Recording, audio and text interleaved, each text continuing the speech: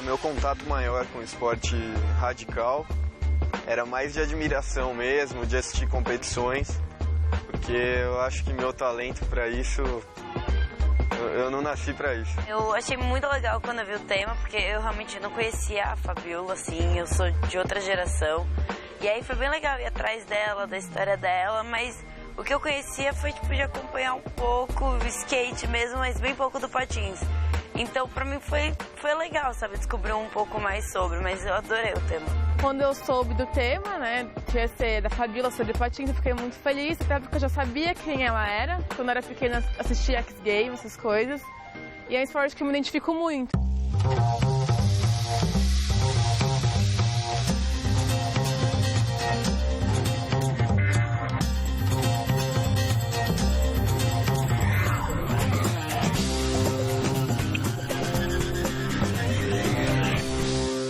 Eu já tinha visto a Fabiola quando, no início da minha adolescência, começaram os jogos de videogame, de skate, que foi uma febre, que eu acho que ajudou também a popularizar o esporte. E teve o auge dos atletas brasileiros, né, que foi o Bob, a Fabiola, o Sandro, que, querendo ou não, toda uma geração foi influenciada por eles e ao menos tentou praticar o skate, o patins e talvez até a BMX.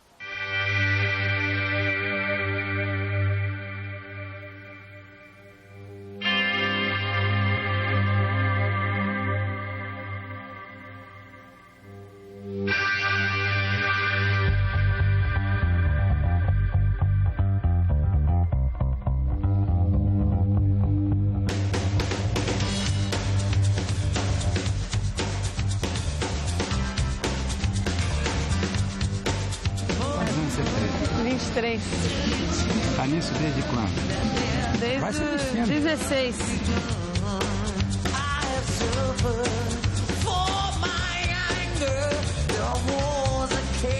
E da estabilidade é essa bota de plástico de dentro. Essa de dentro aqui. Quantos tomos? Quantas fraturas?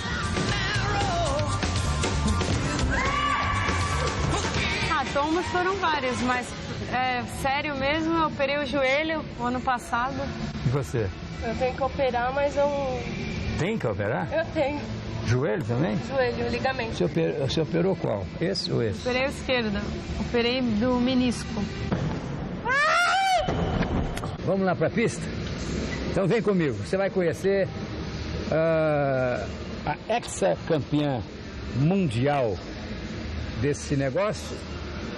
E você já foi campeã, não? Não, só sul-americana. E a irmã da ex-campeã. Pronto. Vamos lá.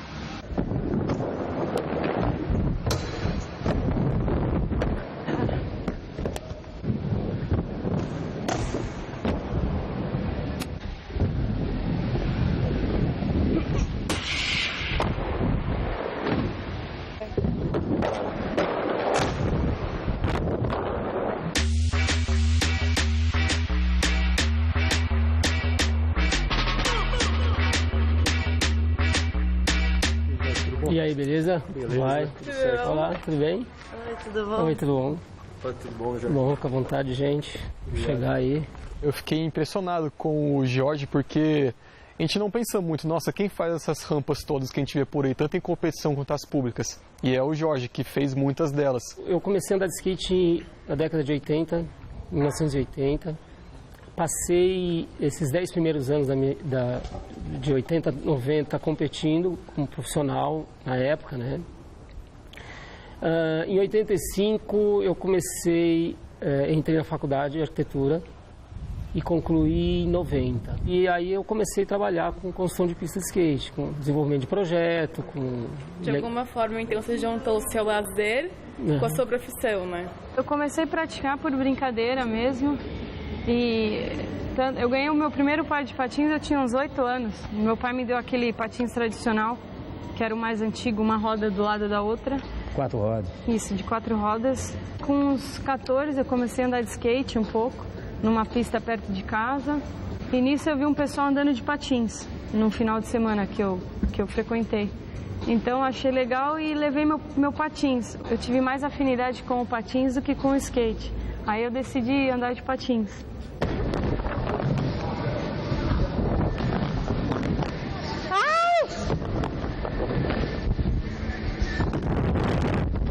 Aí com o passar do tempo veio esse patins inline e minha mãe ajuntou R$500, porque na época era muito caro e ela não tinha, então ela teve que ajuntar.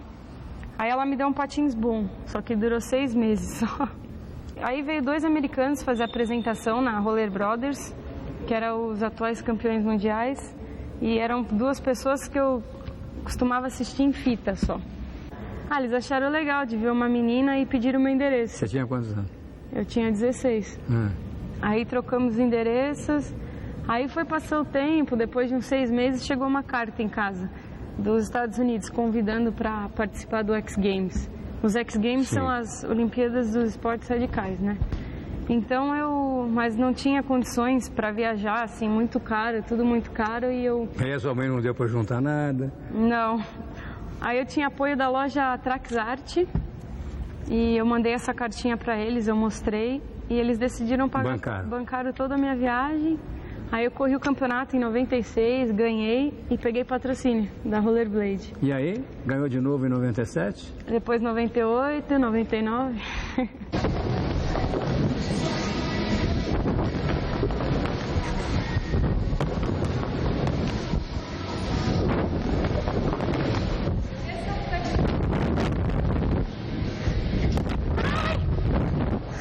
Depois de ver a matéria do Goulart, eu fui pesquisar mais sobre a Fabiola e eu achei muito legal, porque ela tem 8 ouros no X Games, isso não é pouca coisa. Esse é um tipo, né? Um Banks, que se assemelha a uma piscina orgânica, assim, um formato também é interessante, porque você tem uma possibilidade muito grande de desenho, de traço, né?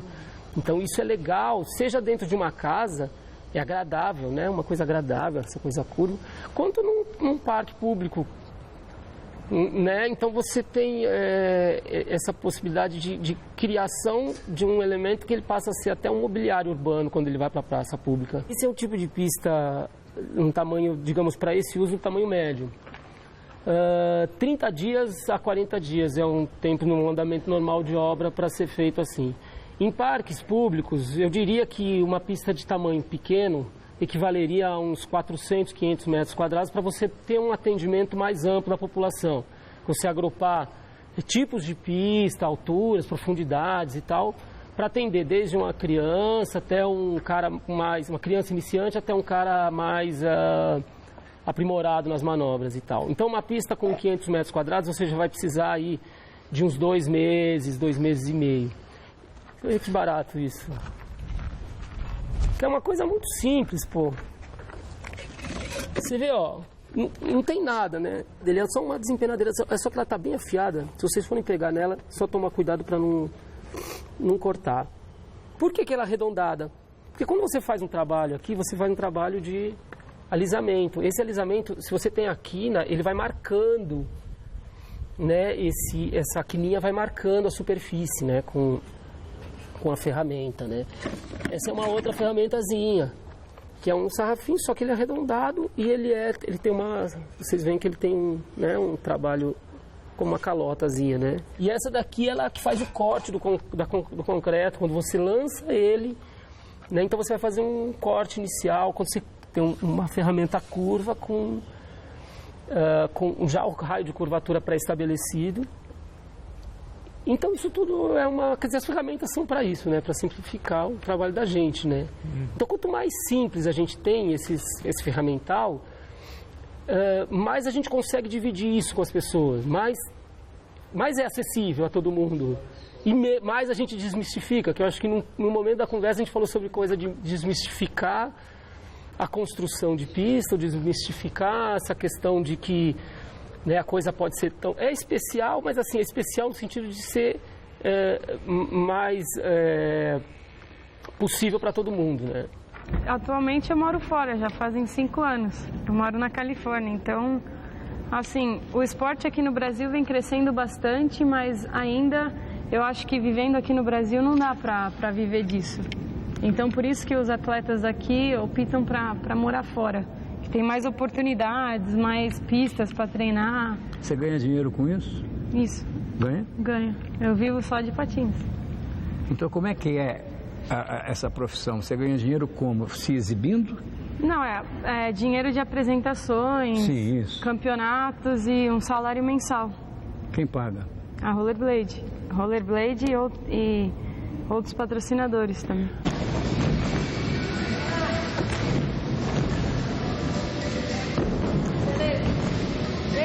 Os campeonatos maiores, que são os X Games e os campeonatos do Gravity Games, para as meninas geram de 10 mil a 12 mil dólares. O prêmio? Primeiro lugar, é. E para os meninos, 20 mil. Que sacanagem, né?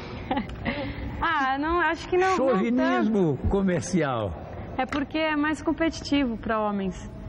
Tem de 50 depende, caras, tem que 10 classificar. E para menina não, tem 6, 10, entendeu? Então o prêmio é menor. Quantos campeonatos existem além do Mundial? Tem o circuito todo da ASA. A ASA é a Associação de Em cada Patins. circuito você ganha 12 mil dólares? Não, vixe, quem dera. Não? Aí tava feliz. Não, só os campeonatos maiores são 10 mil dólares. Os menores variam entre 1.000 a 3 mil. É muito complicado montar a mega rampa? Não, assim, a complexidade dela está na questão da minuciosidade de detalhezinhos que você precisa prestar muita atenção, né? Então, a questão das alturas, de onde eles descem, dos vãos que eles saltam, dos ângulos que eles aterrissam, das curvaturas que depois eles fazem aqueles aéreos e tal. Isso tudo a gente tem que ter um cuidado, a gente quando está fazendo aquilo, a gente faz muito com o coração mesmo, né? Porque a gente sabe o quanto eles precisam que aquela superfície esteja toda alinhada, né? Todos os sentidos. Então isso leva ao momento onde você trabalha com a mega rampa, te leva a um estado de submersão dentro daquele trabalho muito grande, assim.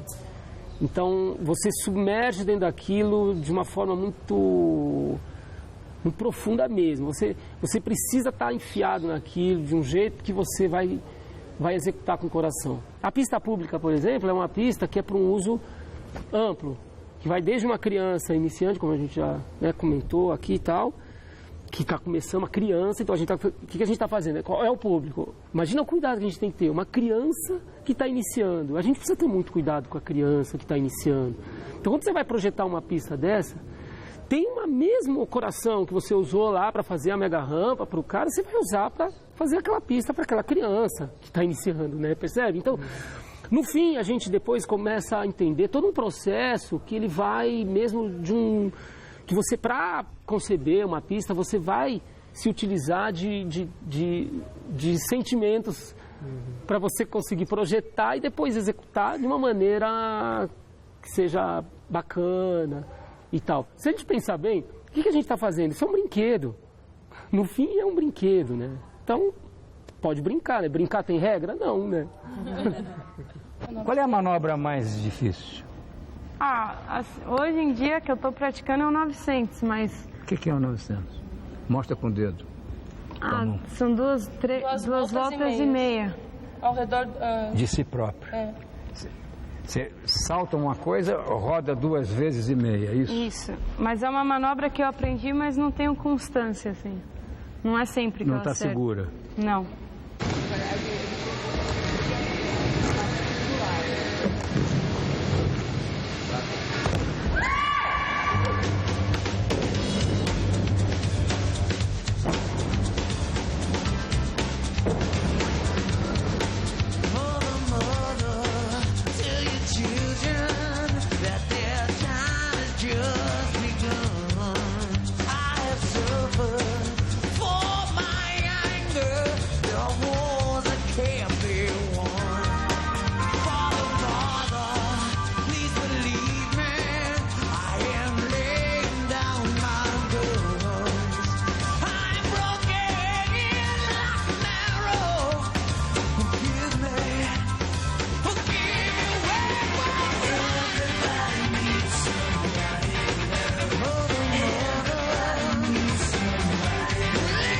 Irmãs que se harmonizaram não só na vida pessoal quanto no esporte, e que representam um orgulho para o país.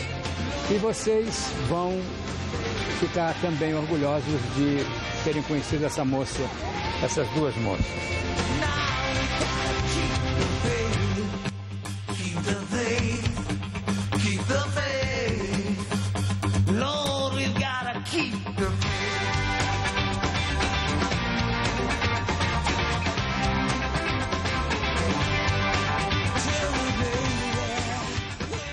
Essa pista nem existe mais, ficava ali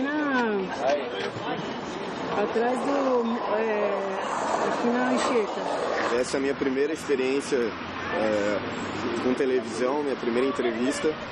Eu estou muito animado e ao mesmo tempo muito ansioso.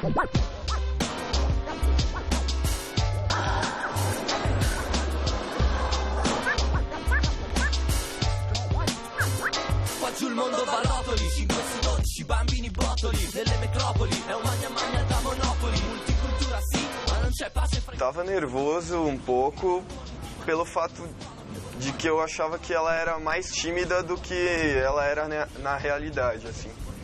E pelo fato de eu não saber ao certo como eu deveria conduzir a entrevista, me deixou um pouco apreensivo. Mas ela já chegou super espontânea, falando bastante, assim. Então ela me deixou muito seguro, assim, sobre o rumo que eu deveria tomar na entrevista.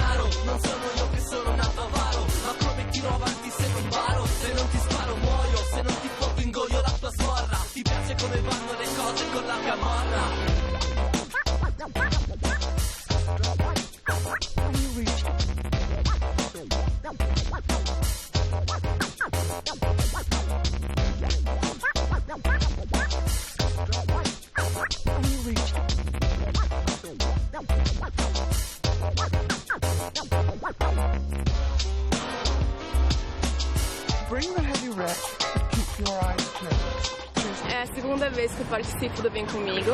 A primeira vez foi a usina que eu fiz, eu fui produtora audiovisual. Dessa vez eu mudei de função, eu sou câmera. É totalmente diferente um tema do outro.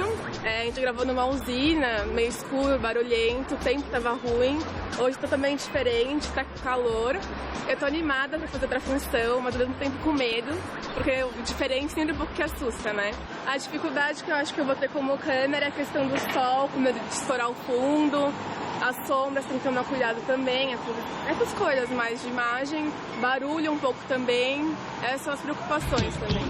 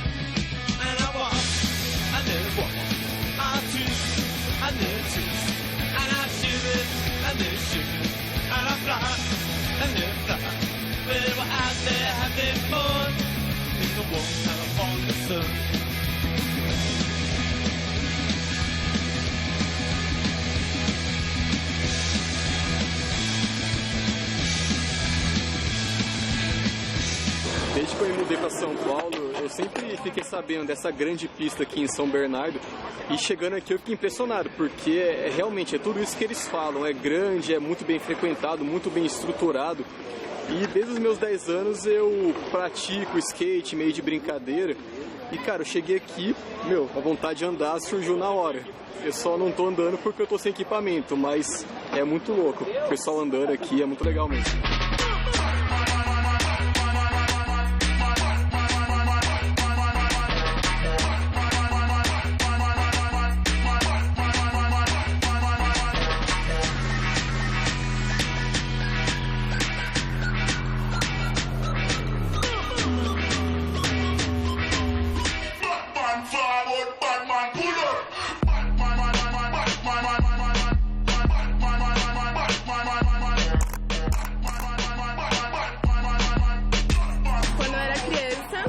patins da minha empregada. Comecei a andar desde pequenininha. Acho que quando eu comecei a andar, já tive um patins.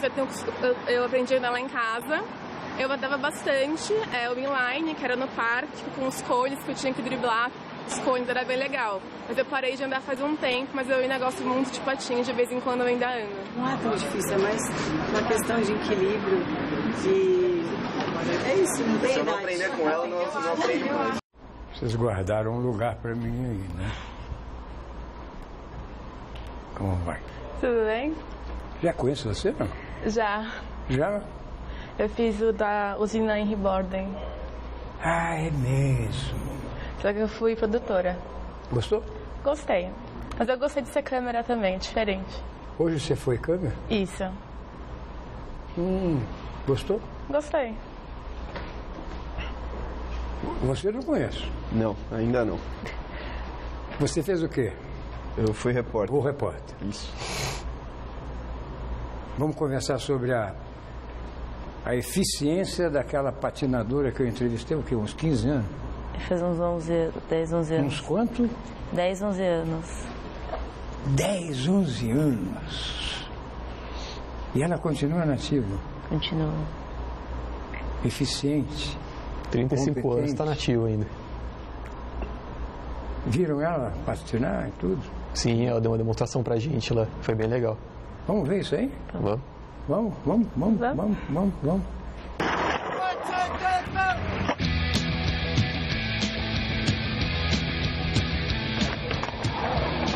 Descoberta ainda aos 16 anos por ninguém menos que Chris Edwards, criador da patinação radical inline, ela levou apenas 6 meses para disputar seu primeiro X Games.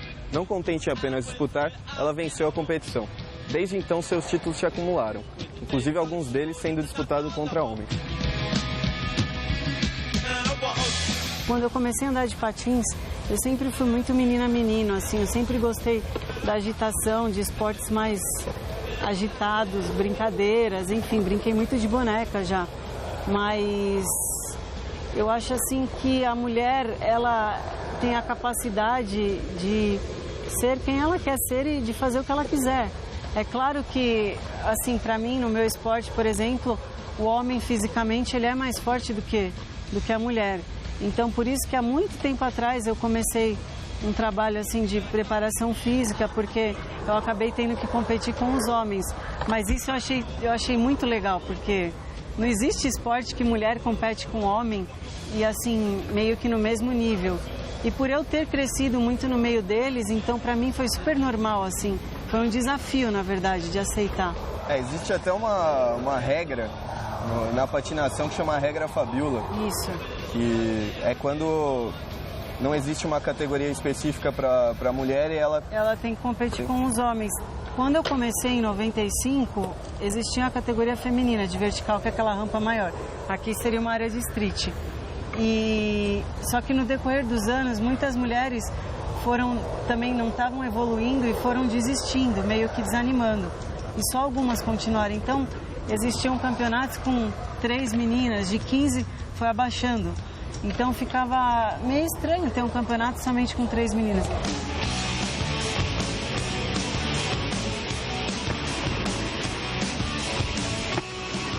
Você foi descoberta em São Paulo. Em São Paulo. Durante uma apresentação. Como que foi isso e em que ano foi isso? Foi em 95, vieram 2 americanos que na época eram os campeões do X Games de patins, o Chris Edwards e o Arlo Eisenberg, que eram atletas que a gente assistia nos vídeos, na verdade. Nossa inspiração, assim, maior. E eles vieram, existia a pista da Roller Brothers, que foi a maior pista da América Latina. Eles vieram fazer essa apresentação nessa festa e nós andamos juntos com ele. A gente tinha um time na época, chamado Mosca. Era eu e mais 5 atletas, 5 meninos. E eles ficaram, assim, impressionados de ver uma menina andando, assim, legal. Na época eu não falava nada de inglês, nada. A gente só trocou, assim, ele pediu meu endereço, não tinha nem computador, nada. Em 95, a gente trocou correspondência de endereço. E, quando foi 6 meses depois, eu recebi uma cartinha dos Estados Unidos, da Confederação de Patins, convidando para eu participar do X Games em 96.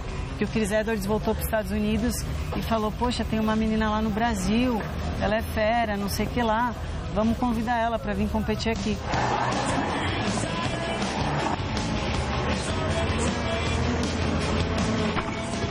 Quando você decidiu mudar para os Estados Unidos?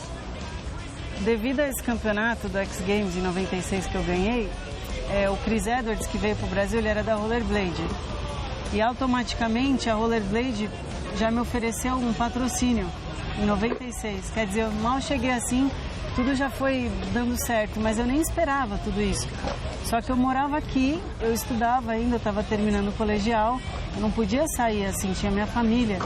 Então eu comecei a fazer viagens, eu comecei a ser patrocinada por eles e eu fazia muitas viagens assim, bate e volta dos campeonatos.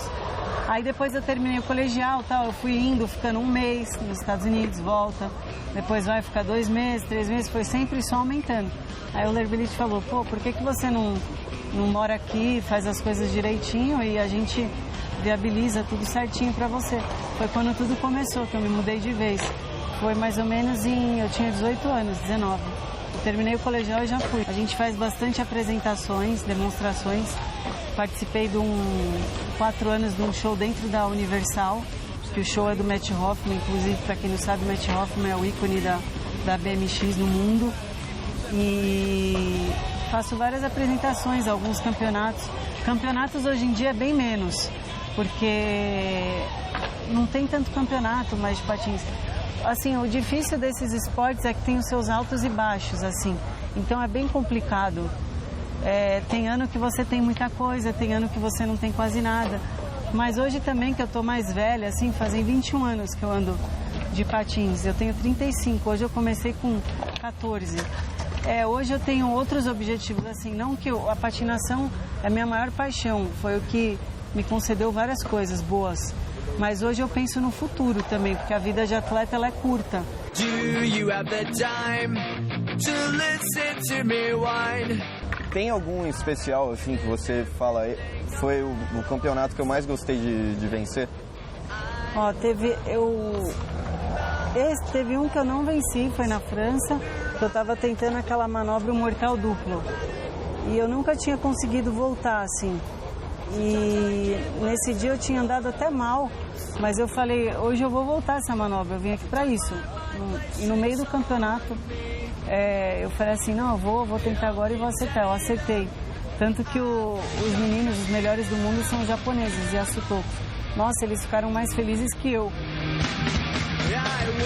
Quais são as principais diferenças entre o street e o vertical e qual você gosta mais? Assim?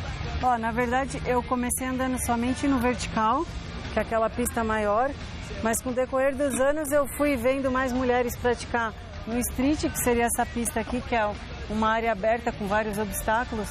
O street também pode ser denominado, você vai dar um rolê na rua, viu um corrimão, uma mureta, vai fazer a manobra, isso é street. E hoje eu gosto dos dois, para falar a verdade. É claro que o meu forte mesmo, assim, que a gente se sorta, é no vert, mas tenho mais confiança, mas o street me ajudou muito, assim, dar uma base no vertical. Um ajuda o outro, na verdade. Tanto o skate quanto os patins, tem muitos praticantes ao redor do mundo, sempre lotam as competições e exibições, porém não fazem parte dos Jogos Olímpicos. O que você acha sobre isso? É uma pergunta difícil, assim, muitos são a favor e muitos são contra.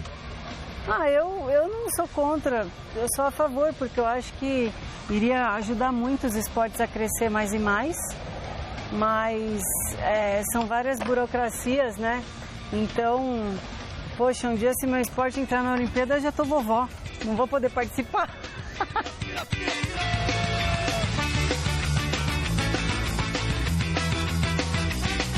Qual foi o lugar do mundo que você mais gostou de competir? Nossa, eu viajei o mundo já, te ver. Eu gostei muito do Kuwait, é um país que eu nunca pensei que eu fosse estar, Dubai também. São países diferentes, assim, a cultura, o estilo é bem diferente. E eu acho que em todos os lugares que eu passei eu tive experiências incríveis. a China também, porque assim, não só eu participava dos eventos, mas a gente tinha um tempo também para conhecer um pouco da cultura do lugar. Então, nossa, eu sou feliz assim, porque eu já fui para lugares que eu nunca imaginei e tudo isso foi através do esporte. Então, eu só não fui para o Japão, o único país que eu gostaria de conhecer é o Japão, mas o resto, nossa, eu já tenho uns 4 passaportes aí, cheios de carimbo.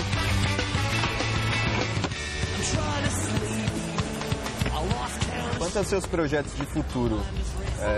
Futuro curto, assim, esse ano e o próximo? Bom, esse ano eu tenho uma apresentação na Angola, na África, dia 8 de outubro, são 3 dias. De lá, provavelmente eu volto para Arizona, que eu faço a apresentação juntamente com o John Parker, que é da BMX, um atleta profissional super conhecido também. E a gente faz um show dentro de uma feira, que é o mês do Halloween deles, né? A festa das bruxas. Então a gente se apresenta dentro de uma feira. E depois eu retorno para o Brasil. Eu quero dar continuidade nesse trabalho com as crianças, me juntar também com a Secretaria de Esportes. Então eu quero realmente tocar o esporte daqui. Eu acho que está faltando isso, precisa de mais incentivo, mais apoio. E o que eu puder fazer, eu acho legal. Vou fazer. Tem que estar aqui, né? É difícil a gente conciliar tudo morando muito longe. Então, a minha base vai ser aqui e as coisas que eu tiver a fazer fora, eu vou para fora e volto. Ao longo da sua carreira, você acumulou muitos fãs. Como você se relaciona com eles? Eu procuro, assim, hoje em dia a gente tem os meios de comunicação, né? O Instagram, o Facebook. Então, eu procuro usar essas ferramentas para a minha profissão mesmo, poder dividir um pouco, contar um pouco da minha história, do meu dia a dia. Eu acho que é uma forma dos fãs estarem mais próximos da gente. E é uma ferramenta ótima, nossa, e eu procuro sempre a responder a todos, assim. Às vezes pode demorar um pouco, mas eu respondo. E eu sou feliz, assim, porque às vezes eu recebo tanto, assim, umas mensagens tão bonitas, assim, de ver que você motiva a pessoa, que você fez algo positivo que mudou a vida dela, sabe? Então, isso é o que é uma gasolina pra gente também, é o que motiva a gente a sempre nos desistir, porque nós somos como qualquer pessoa, a gente tem nossos dias, não digo ruins, mas assim, de baixa também, a gente se sente desanimado, desmotivado. Então, os fãs também é um grande aliado, assim, para nós. Eles nos motivam sempre a querer estar evoluindo, a querer continuar. Às vezes, uma simples palavra, um gesto que você lê, é tudo já. Existe algum objetivo da sua carreira que você ainda não conseguiu realizar? Olha, eu gostaria. Eu acho, assim, a mega rampa top, assim, o ápice do negócio. Mas é uma coisa que deve ser muito bem pensada, porque eu acho que não é para qualquer um. Então tem que ser um negócio assim muito bem feito. Você tem que ter um preparo físico, um treinamento. Mas um dia, quem sabe, se eu tiver oportunidade, eu já tentei. E não vou te falar que é fácil, é bem difícil.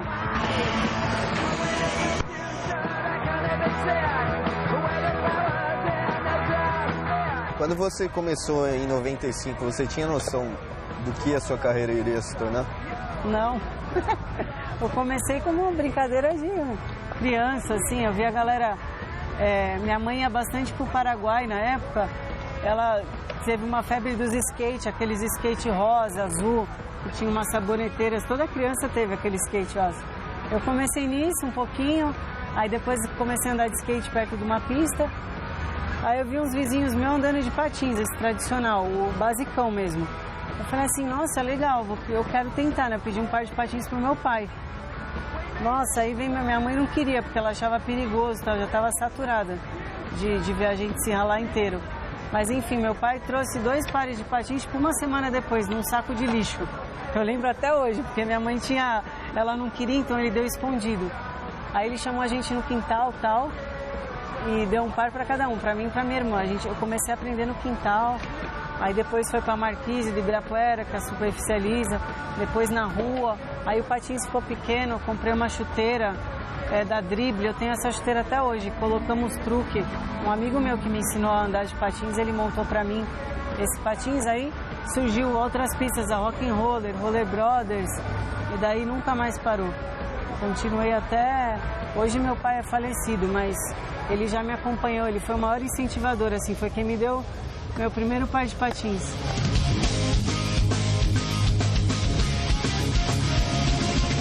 No programa que você fez com o Goulart há 10 anos atrás, sua irmã também apareceu. Sim. Ela seguiu carreira também? Ela seguiu até certo tempo, porque minha irmã é arquiteta, né? Ela sempre foi muito estudiosa e tal. Então ela seguiu uma carreira diferente, mas ela sempre praticou. Ela praticou até pouco tempo, só que ela casou, teve filho agora, uma bebezinha. Então ela está se recuperando ainda, mas ela sente falta da atividade, de praticar esporte. Ela sempre nos ajudou organizando campeonatos. A gente tinha uma escolinha no Morumbi também. Mas ela vai continuar patinando, tenho certeza. Fala um pouco pra gente sobre os tipos de patins e as diferenças. Existem vários tipos de patins. Esse é um patins para prática do agressivo mesmo, que ele é propício para andar nesse tipo de pista. Tanto que essa base, ela tem esse vão aqui, que é para você poder encaixar melhor no corrimão e tal, para não travar. E a minha base do street, ela contém 8 rodas, não tem esse gap aqui, esse buraco maior. Ele tem, mas não com rodinha pequena, são as 4 normais. Aí tem o patins fitness, que é o da minha linha também que eu tenho, que é um patins de passeio. Tem o patins de slalom também. Tem o patins de corrida, que é aquele mais robusto com fibra de carbono, de 5 rodas. E tem o tradicional, que é o antigão, aquele dos anos 80, que você vê nos filmes e tal. A primeira vez que eu dropei uma rampa foi com aquele patins. E a galera tirava um sarro, hein? Porque na pista da Rock and Roller, tipo, a galera que tinha dinheiro assim já tinha tudo patins inline, era muito caro. Minha mãe não tinha assim pra me dar. E eu lembro como se fosse hoje, assim, eu subi na rampa, todo mundo, eu tava até com vergonha, porque meu patins era o diferente de lá, né? Era o mais velho de todos. Mas depois eu aprendi tudo aí. Minha mãe me deu um par de patins profissional, um rollerblade, na época eu tenho até hoje. Eu tentei até limpar ele tá se desfazendo todo, só ficou um pé. E o outro eu tive que jogar fora. Mas custou R$500 na época. Mas é isso, tem vários tipos de patins. Esse daqui é um patins de passeio, tá? Esse é da minha linha, esse não é o meu, mas é a mesma linha. E esse patins, tá vendo? A roda é bem maior, não tem um espaço, que tem o meu no meio, que é pra ele correr bastante mesmo. E é um patins assim, pra você passear no parque, na rua. E essas rodinhas são super macias.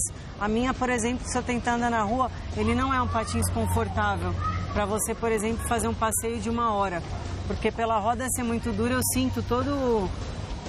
sinto toda a imperfeição do chão. E essa daqui não. Nossa, quando eu ando nesse patins, aí eu coloco esse, nossa, esse daqui parece um foguete. De tão macio que é e veloz, é muito bom.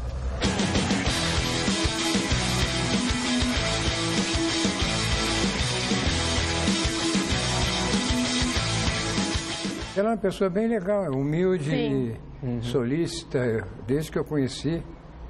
E não mudou muito pelo jeito que eu estava olhando ela falar com vocês. Ela disse que fez um duplo salto mortal. Sim. Por que não fez para sua câmera? É que também ela chegou numa competição, né? Na verdade era um evento. E ela tinha se machucado, até que atrasou a nossa gravação por causa disso, que ela não estava assistindo muito bem. Então no próprio dia ela estava meio cansada. Só que mesmo assim, ela se esforçou muito para mostrar pra gente as manobras. O nosso objetivo era pedir para tanto ela ensinar, né, a andar de patins e fazer essa manobra. Alguém de vocês andou? A ideia era essa, eles até levaram patins para isso. Só que por falta de tempo, a Fabiola estava meio mal por causa do estômago, foi um tombo forte. Ela bateu as costas e a cabeça. Então ela não estava andando muito bem. Aí a gente acabou deixando ela fazer o que ela conseguia. Mas vocês conseguiram botar um patinho no pé lá?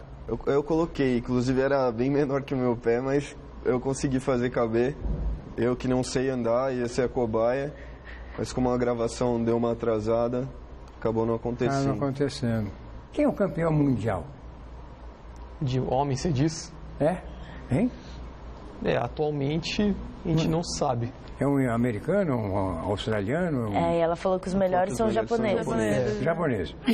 Que é um lugar que ela não foi ainda. Mas ela falou que os melhores homens são os japoneses e a segunda melhor mulher é japonesa. E a primeira? Ela. Quer dizer, ela é imbatível, né? Você achou que ela vai progredir ainda ou já está um pouco decepcionada e cansada? Pela idade que ela tem, ela mesmo disse que já está diversificando. Ela é mais empresária do que atleta. Ela está cuidando da linha de patins, ela montou um negócio de comida natural. Inclusive, ela está voltando para o Brasil, que ela mora nos Estados Unidos desde 98. E ela está voltando agora para se estabelecer aqui. Os Estados Unidos sempre deram muito mais suporte para os atletas de esportes radicais do que no Brasil. Faz muito tempo já que os Estados Unidos têm pistas de skate, competições grandes. No Brasil isso é muito mais recente. Então quem quer estar nessa área, no Brasil, hoje em dia tem um pouco mais de visibilidade. Mas quando ela começou era quase zero, então ela compensava para ela ir para lá. E a irmã dela? O que a gente sabe da irmã dela é que ela virou arquiteta e acabou de ter uma filha. Mas era boa a irmã dela? Era boa, mas a própria Fabíola falou na entrevista que a gente cortou essa parte. Ela falou que a irmã dela gostava do patins, mas ela sempre gostou muito de se dedicar aos estudos. E sempre quis ser arquiteta e acabou seguindo essa. Mas a Fabíola falou que às vezes a irmã dela anda também um pouco. Mas, Goulart, é engraçado que, se eu não me engano, o Brasil está entre os 10 primeiros países que mais produzem skatistas no mundo. E não tem investimento, sabe? Sei que o pessoal vai todo para os Estados Unidos, então acho que é meio que ignoram esse potencial que os nossos atletas têm. A gente estava lá no parque e tinha duas crianças, né? Um de 9, um de 10 e um pai. 10 e 13. Eles andavam muito bem, os meninos, entendeu? Se tivesse mais investimento, vai saber onde eles iam chegar, Eles têm um potencial, só que até que ela citou da secretaria, né, que eles não dão suporte. Até que ela está tentando se envolver um pouco com isso para ver se... É legal o pai apoiando eles, tá lá acompanhando, leva ele tantas vezes por semana, eles. Eu era contra no começo, desandar. Aí chegou um momento que ele pediu para mim e para minha esposa, e nós chegamos à conclusão de comprar o skate para eles. Começou por aí. E estamos aí. Eu via meus primos andando, aí eu sentia vontade de andar skate, eu andava um pouco. Mas eu não tinha skate. Aí eu tive que convencer meus pais, meu pai e minha mãe, pra comprar skate. No início eles não queriam. Não queria jeito nenhum. Não queria jeito nenhum, eu fui insistindo e eles acabaram deixando. Aí começou tudo. O importante, a gente tá curtindo, gostar, como os dois gostam, eu também gosto. E a gente tá sempre andando junto, entendeu? Isso que eu acho muito importante. Você vê, atualmente, sim, skate, patins, cada vez mais crianças competem. A gente viu muita criança no parque naquele dia. Então, assim, 9, 10 anos, já tem criança andando bem mesmo. A mesma coisa aconteceu com o surf. O Brasil foi um grande potencial durante muitos anos e só foi reconhecido agora há pouco a categoria surfista como profissional. Agora há pouco é 20 anos, mas é pouco. Né? Os obstáculos, eles evoluem em dificuldade, como é que é? Eu acho que sim, no começo... Quando eu fiz, não era assim, as pistas eram diferentes. A gente estava até falando isso, porque a pista essa aí é nova, ela é bem grande, ela é aberta, ela tem a pista de vertical, que é aquele U, tinha as piscinas, tinha um monte de coisa assim. Eu acho que os obstáculos você vai fazendo os que você vai aprendendo, assim. No começo, talvez você não suba num corrimão, mas com o tempo você vai aprimorando. Acho que é uma questão de prática mesmo. E a tendência é dificultar cada vez mais, né? É tanto que ela fala da mega rampa, é meio que o ápice, né? Ela ainda não fez isso, mas vai que um dia ela faça. Que rampa é essa que ela falou que tem medo? Então, Goulart, é uma rampa, não sei quantos metros é, mas é uma rampa muito grande. Aí a pessoa desce e salta, faz uma manobra no ar até outra rampa. A última que eu vi tinha um menino de 13 anos, 15 anos. Então é o que eu falei, cada vez mais jovens esses caras estão. Essa mega rampa é uma decidona assim ou ela é mega porque é comprida? Ela é as duas coisas. Uma descida enorme e ela é comprida porque para conseguir percorrer toda a extensão da pista precisa de uma descida enorme. You were asking for that, so I tracked down a cop who was walking his beat. He said, "Sir, stay off of the street." Then I hop into a cab that happened to pull over. It smells of cheap leather and bad body odor. I tell the driver my story, he gets heated and kicks me out the door before I can complete it. I need to find a way back to the hotel. I reach in my pocket, but I can't find my cell. Oh, I must have left my phone in the car. Then a thug moves in. Do you know where you are? He pulls out a blade and he makes a demand. I hand him my camera and say, take it and scram. As melhores pistas não são na cidade de São Paulo, são no ABC, que é uma coisa que eu achei curiosa. Assim. Nasceu tudo lá. Mas ainda tem muita competição, né? De Olha aí para trás de você.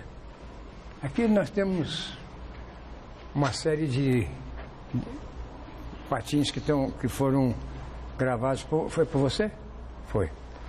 Qual é o que vocês viram lá que é mais rápido e mais profissional, vamos dizer assim? É o que ela estava usando? Tem aquele buraco no meio?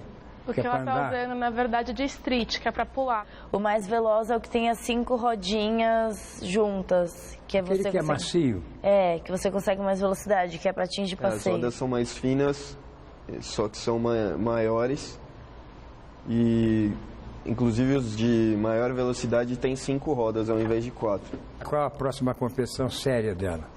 Ela disse que vai para Angola agora, né? Não sei se ela já está na Angola. Mas é apresentação, né? Competição. Ah, sim, competição. Eu acho que competição ela tá parando, né? Tá. Porque eu acho que é um esporte que desgasta muito o seu corpo, o joelho, tudo. Até que quando você fez a sua matéria, já tinha feito várias operações no joelho. Então eu acho que a vida nesse esporte, eu acho que não é uma tão longa. E a Fabiola hoje em dia, ela também malha muito, ela vai muito pra academia. E aí a gente perguntou como é a rotina de treino dela. Ela disse que antigamente patins era todo dia, assim, várias horas. Hoje em dia o que ela faz todo dia mesmo, ela vai pra academia todo dia, faz o treino dela. Patins ela faz acho que umas 3, 4 vezes por semana. Quando tem apresentação acho que ela faz um pouco mais. Mas ela faz mais o quê? Musculação? Musculação. E ela fala que quando ela vai aprender uma outra coisa, ela ficou obcecada. Então ela falou que quando ela foi aprender o wakeboard, ela ficou tipo uma semana só andando de wakeboard e nem subiu no patins, porque até ela conseguir. Mas a rotina dela, assim, é academia todo dia e patins umas 3 vezes por semana. Ela cura muito da alimentação dela, ela realmente tem uma alimentação balanceada.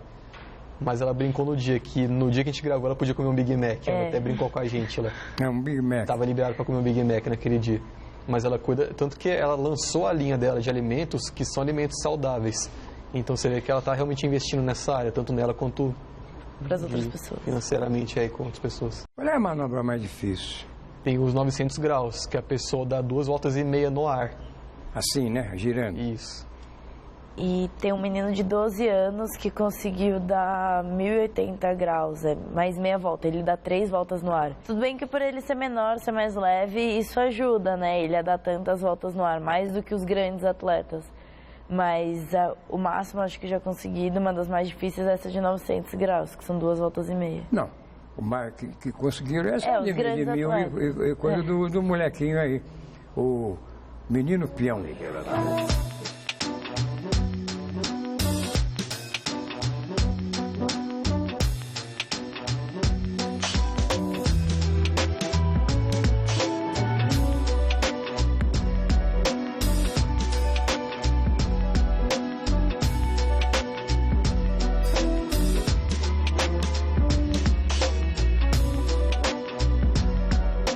So Tom Schaar is going to try it again.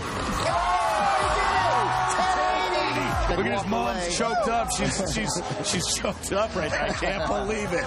Tom Schaar, in his first Asian X Games, walks away with a gold medal. O que mais dificultoso você encontrou para realizar a sua reportagem como repórter?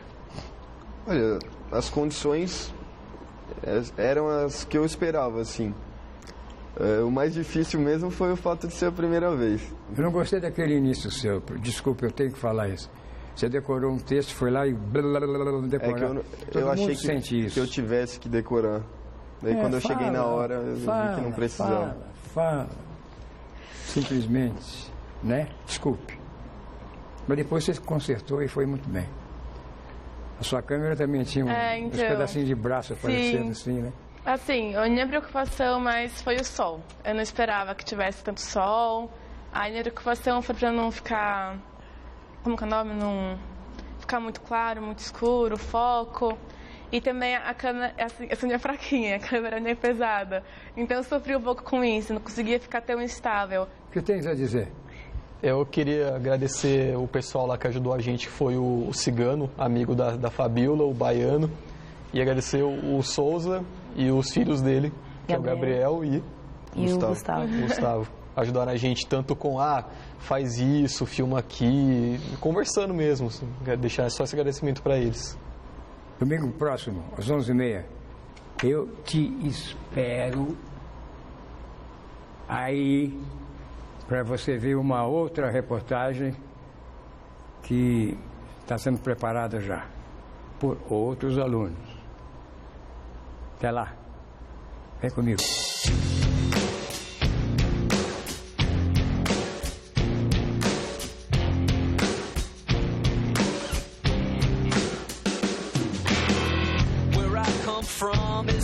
O cantor Paulo Ricardo agita o Todo Seu, nesta segunda, 11h10 da noite. Assista agora A Máquina. Just as screwy as me, I didn't go to boarding schools. Preppy girls never looked at me. Why should they? I